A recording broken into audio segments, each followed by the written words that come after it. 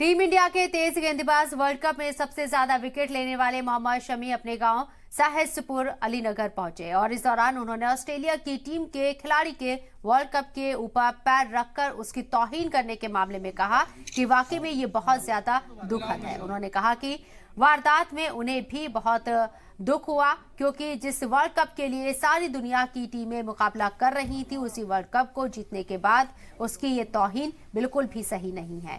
इसके अलावा उन्होंने वजीर आजम नरेंद्र मोदी की जमकर तारीफ की और उत्तर प्रदेश की योगी सरकार के अपने गांव में स्टेडियम की सौगात देने का मामले में भी यहां उन्हें सरकार का शुक्रिया अदा किया। मोहम्मद शमी ने कहा कि जो भी कमियां रही उनको हम लोग सुधारने की कोशिश करेंगे। हमारी टीम ने काफी ज्यादा मेहनत की है, ये हमारी बदकिस्मती थी जिसकी वजह से हम वर्ल्ड कप नहीं जीत पाए। शामिर भाई, प्रधानमंत्री जी से आपकी मुलाकात हुई, क्या बातचीत हुई और आगे क्या रणनीति रहने वाली है?